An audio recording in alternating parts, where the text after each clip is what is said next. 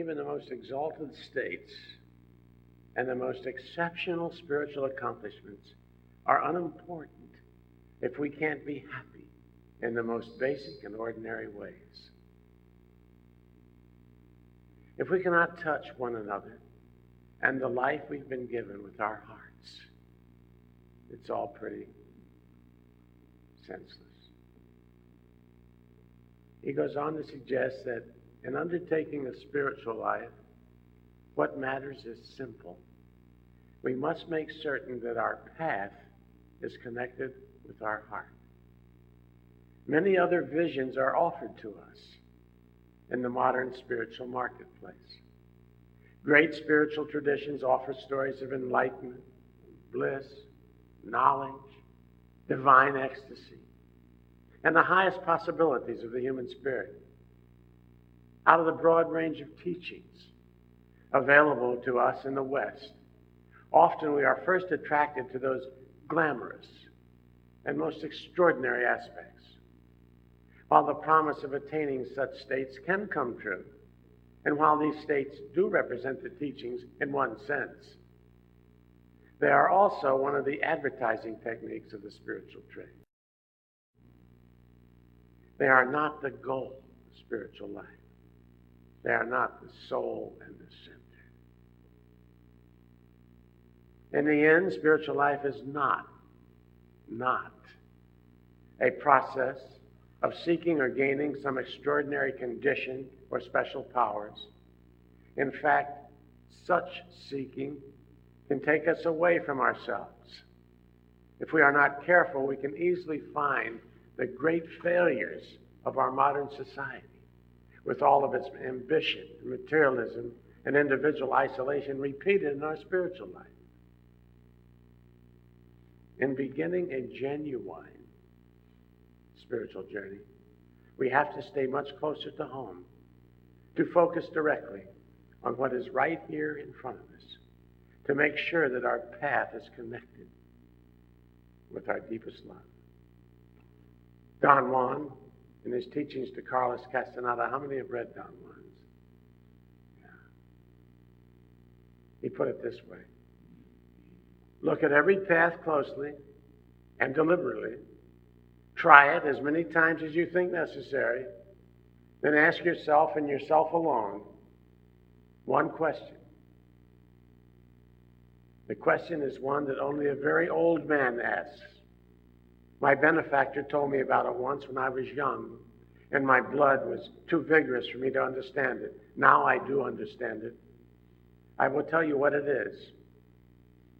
Does this path have a heart? If it does, the path is good. If it doesn't, it is of no use.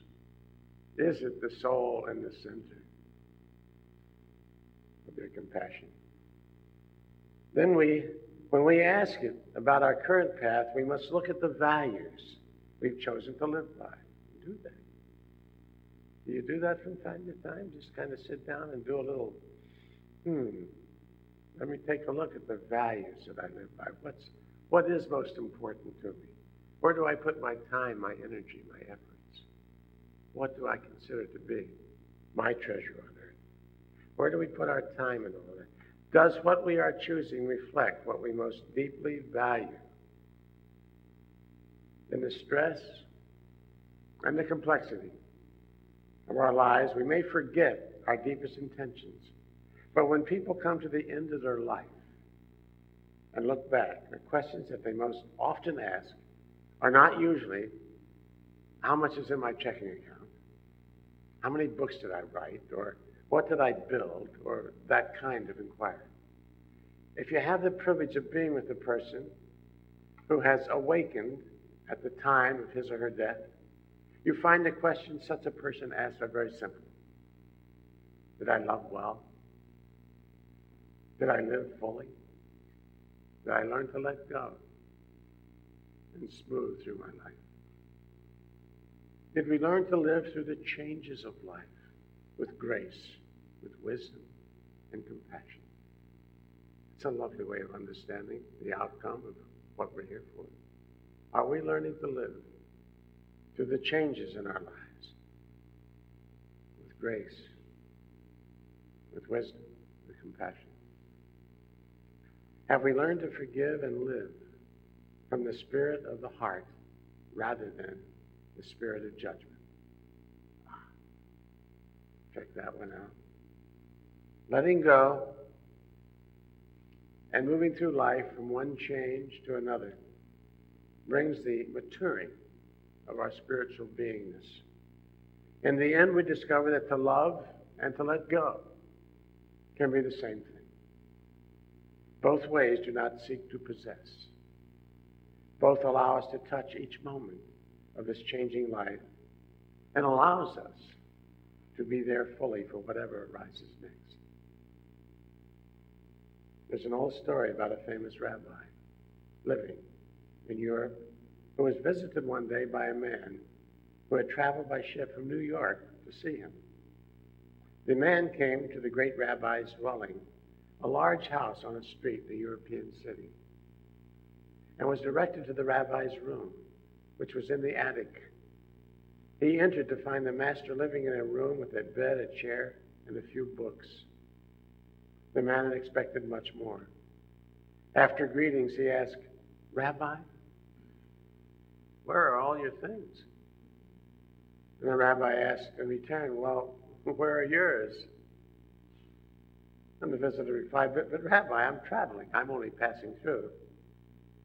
And the rabbi responded, "And so am I. And so am I." And he's seen the grace of traveling lightly.